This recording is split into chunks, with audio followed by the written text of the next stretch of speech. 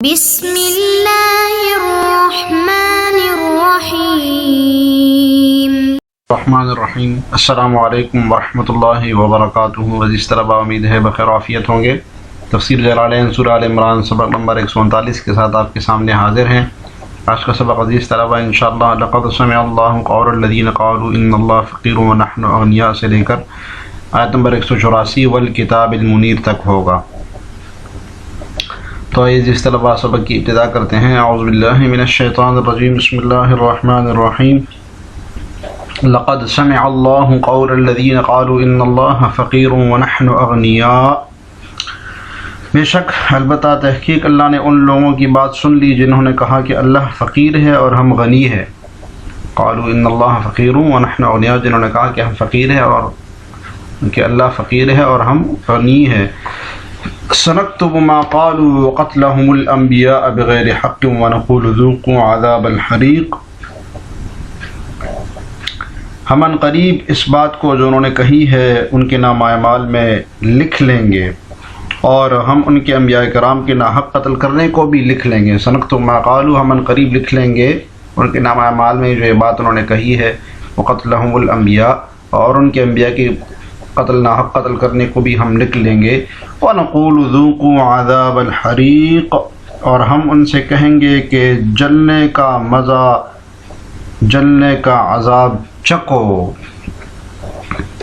اس طرح اس آیت کا شان نزول بیان کیا جاتا ہے۔ صاحب جلالین نے بھی اس کو بیان کیا ہے کہ جب من ذا الذی قرض اللہ قرضا حسنا فیضاعفہ آیت اتری تو یہود نے کہا کہ یہود جو ہے نا آپ صلی اللہ علیہ وسلم کے پاس آئے اور کہا کہ اے محمد، آپ کا رب کیا فقیر ہو گیا جو اپنے بندوں سے جو ہے نا قرض مانگ رہا ہے؟ تو اس پر یہ آیت اتری۔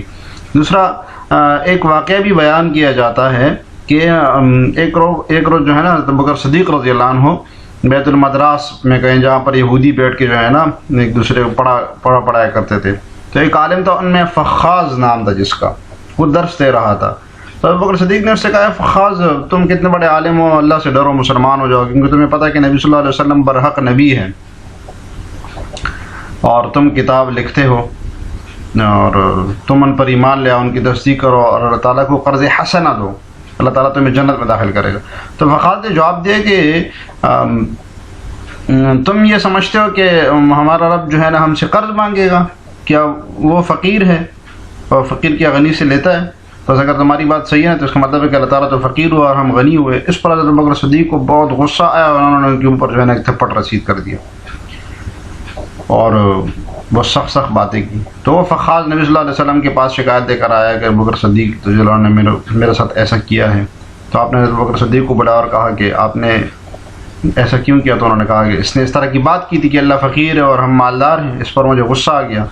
تو فخاز سے جواب صلی اللہ علیہ وسلم نے کہا، اس نے انکار کر دیا۔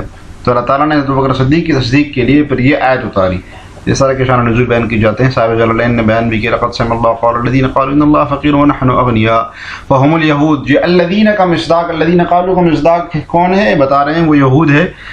قالوا، یہ بات انہوں نے تب کی تھی لما نزل من ذا الذی قرض اللہ قرضا حسنا، جب یہ آیت نازل ہوئی تھی کہ کون ہے جو اللہ تعالیٰ کو قرض حسن دے۔ وقالوا، تو انہوں نے کہا تھا لو کان غنیا مستقرضنا، اگر وہ غنی ہوتے تو ہم سے قرض کبھی بھی نہ مانگتے۔ تو اللہ تعالیٰ نے جواب میں فرمایا سنکتب نأمر بکتب، کہ ہم حکم دیں گے ان کے لکھنے کا۔ جی نأمر بکتب کہہ کے صاحب جلالین نے اشارہ کر دیا کہ سنکتب ہم لکھ لیں گے، یہ مجازن ہے، ورنہ اللہ تعالیٰ حکم دیں گے لکھنے کا فرشتوں کو۔ ما قالوا، جو انہوں نے کہا، یعنی یہ بات جو انہوں نے کہی، کہاں لکھیں گے؟ جی موضع کتابت، کہاں پر لکھیں گے؟ فی صحائف اعمالہم، ان کے اعمال کی صحیفوں میں، اعجاز علیہ، جس پر تاکہ اس پر انہیں بدلہ دیا جا سکے۔ اور فی قراءۃ بالیاء، اور ایک قراءت میں سیکتب ہے، ٹھیک ہے، سنکتب کی جگہ سیکتب ہے ایک قراءت میں، مبنی للمفعول مجہول کی صیغے کے ساتھ سیکتب، ٹھیک ہے۔ ونکتب قتلہم، جی نکتب کے اشارہ کر دیا صاحب جلالین نے جی کہ اس قتلہم، قتل کا عطف ہو رہا ہے ما قالو کے اوپر، یہ ما موصولہ ہے نا، اس کے اوپر اس کا عطف ہو رہا ہے۔ تو سنکتب ما قالو، ہم لکھیں گے جو انہوں نے کہا، اور لکھیں گے ہم کس کو؟ ان کی قتل کرنے کو، ان کے انبیاء کو قتل کرنے کو۔ بالنصب والرفع.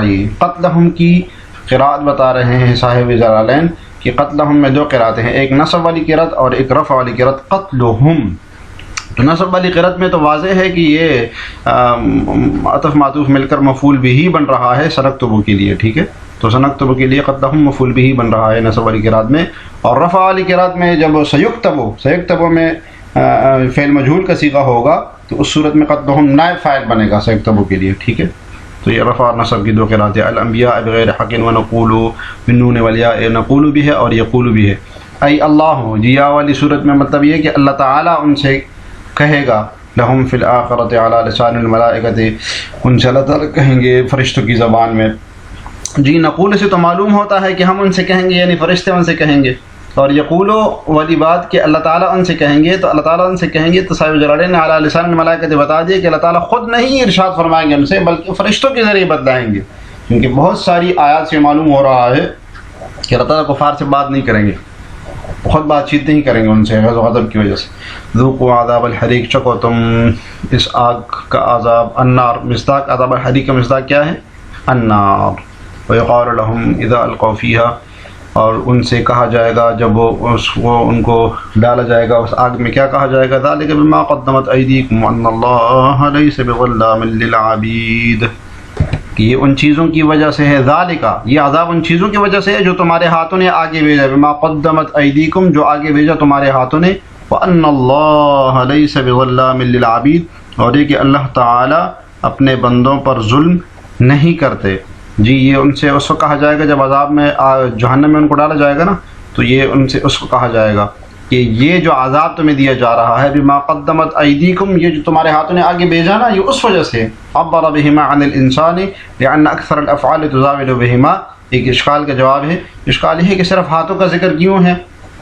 گناہ تو زبان بھی کرتا ہے، آنکھیں بھی کرتی ہے، اور دل بھی کرتا ہے کہ دل سے ایمان نہیں لاتا بندہ. تو صرف ہاتھوں کا ذکر کیوں کرتی ہے کہ تمہارے ہاتھوں نے آگے بھیجا؟ اور بھی تو اعضاء ہیں، یہ پورا انسان ذکر کر لیتے. تو فرمایا کہ عبر بہما عن الانسان، کہ انسان کو ہاتھوں سے تعبیر اس لیے کیا بما قدمت ایدیکم کا مطلب یہ کہ جو انسان نے آگے بھیجا، جو تم لوگوں نے آگے بھیجا، پورا انسان مراد ہے اس سے. لیکن ہاتھوں کا ذکر اس لیے کیا لأن اکثر الافعال تزاول بہما، اس لیے کہ اکثر افعال اسی سے ہی سرزد ہوتے ہیں. تو اس سے مجاز مرسل مراد ہے. مجاز مرسل کسے کہتے ہیں؟ مجاز مرسل اسے کہتے ہیں کہ کسی چیز کا ایک جز کہہ کے اس کا کل مراد دیا جاتا ہے. جیسے یہاں پر انسان کے ہاتھ کہہ کے پورا انسان مراد دیا گیا، تو اس کو مجاز مرسل کہتے ہیں. وَأَنَّ اللَّهَ لَيْسَ بِظَلَّامٍ أَيْ بِذِي ظُلْمٍ، اللہ تعالیٰ ظلم کرنے والے نہیں ہے للعبید اپنے بندوں کے اوپر. یہ ظلامن أي بذی ظلم یعنی ظلم والا نہیں ہے. تو ظلامن مبالغہ کا صیغہ ہے اور نسبت ہے اس میں کہ جس کی طرف ظلم کی نسبت کی جائے، یعنی ظلم والا. بذی ظلم کہہ کے اشارہ کر دیا کہ یہ نسبت مراد ہے اس سے کہ اللہ تعالیٰ کی طرف ظلم کی نسبت نہیں ہو سکتی للعبید بندوں کے لیے. فیعذبہم، کہ ایسے ظالموں اس پر تفریح کہ اگر ظالم ہوتا ہے تو ان کے اوپر عذاب دیتے بغیر ذنب، بغیر گناہ کے ان کو عذاب دیتے. تو بغیر گناہ کے اللہ تعالیٰ کبھی بھی عذاب نہیں دیتے. جی الذین، آگے دیکھیے، الذین قالوا ان اللہ عہد الینا الا نؤمن لرسول حتی یأتینا بقربان تأکلہ النار. جی یہ وہ لوگ ہیں جو کہتے ہیں کہ ان اللہ عہد الینا، کہ اللہ نے تو ہم سے یہ وعدہ لیا ہے کہ اللہ نؤمن لرسول، کا ہم کسی پیغمبر پر اس وقت تک ایمان نہیں لائیں گے حتی یأتینا بقربان تأکلہ النار، جب تک وہ ہمارے پاس ایسی قربانی لے کر نہ آئے جسے آگ کھا جائے. حتی یأتینا بقربان، جب تک ہمارے پاس وہ ایسی قربانی لے کر نہ آئے تأکلہ النار جس کو آگ کھا جائے. قل قد جاءکم رسل من قبلی بالبینات، آپ فرما دیجئے کہ مجھ سے پہلے تمہارے پاس بہت سے پیغمبر کھلی نشانیاں لے کر آئے. وبالذی قلتم فلما قتلتموہم،